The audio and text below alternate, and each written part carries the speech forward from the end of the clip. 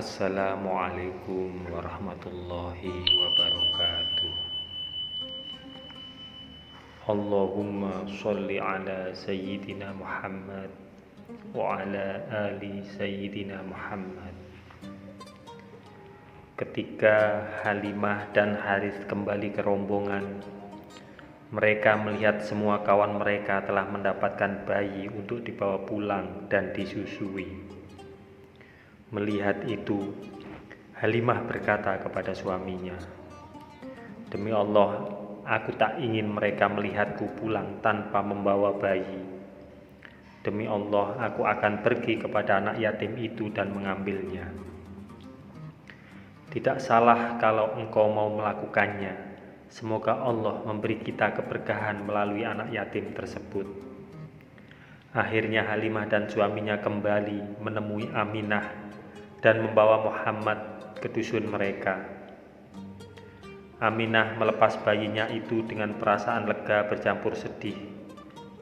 Lega karena akhirnya ada yang mengasuh Muhammad. Sedih karena harus berpisah dengannya selama 2 tahun ke depan. "Pergilah nak, ibu menunggumu di sini," bisik Aminah dengan pipi yang hangat dialiri air mata. Tatkala menggendong Muhammad, Halimah keheranan. "Aku tidak merasa repot membawanya, seakan-akan tidak bertambah beban." Kemudian Halimah menyusui Muhammad.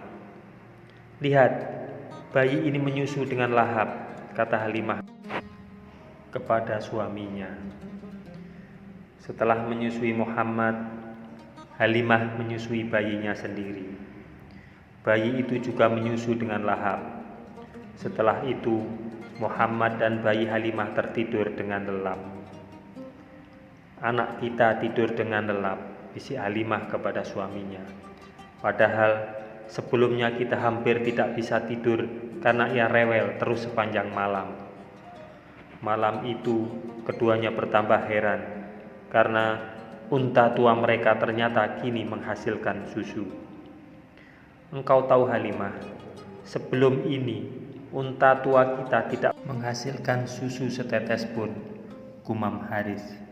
Suami istri itu meminum air susu unta sampai kenyang. "Malam ini benar-benar malam yang indah," kata Halimah kepada Harits. "Bayi kita tertidur lelap dan kita pun bisa beristirahat dengan perut kenyang. Demi Allah, tahukah engkau Halimah, engkau telah mengambil anak yang penuh berkah. Demi Allah, aku pun berharap demikian." Lingkungan di Bani Sa'ad benar-benar sangat murni. Kelak Rasulullah pun dapat berkata dengan bangga, "Aku adalah keturunan Arab yang paling tulen. Sebab aku anak suku Quraisy yang menyusui di Bani Sa'ad bin Bakr." Allahumma sholli ala Sayyidina Muhammad wa ala ali Sayyidina Muhammad. Keberkahan yang dibawa Muhammad kecil tidak terhenti sampai di situ. Ketika dalam perjalanan kembali ke dusun Bani Sa'ad, terjadi hal yang mengherankan. "Suamiku, tidakkah engkau melihat hal yang aneh pada keledai tungganganku?"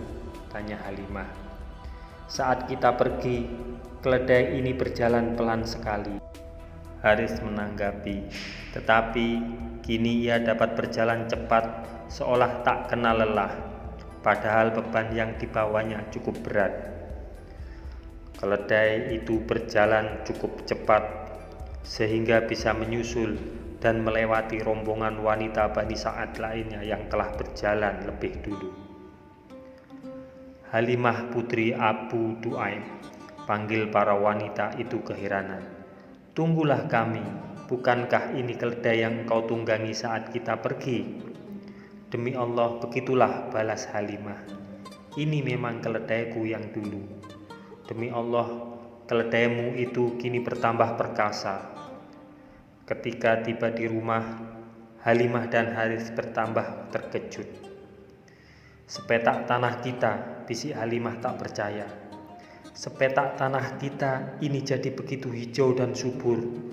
Padahal saat kita berangkat tak ada sepetak tanah pun yang lebih gersang dari ini. Domba-domba juga, seru Haris. Domba-domba kita jadi gemuk dan susunya penuh. Kini kita dapat memerah dan meminum susu mereka setiap hari. Begitulah keberkahan yang mereka terima selama mengasuh Muhammad. Namun 2 tahun pun berlalu. Kini tiba saatnya mengembalikan Muhammad kepada ibunya. Semoga kisah ini bermanfaat untuk kita semua. Wassalamualaikum warahmatullahi wabarakatuh.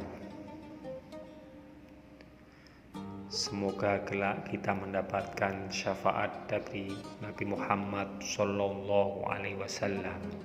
Amin amin ya rabbal alamin.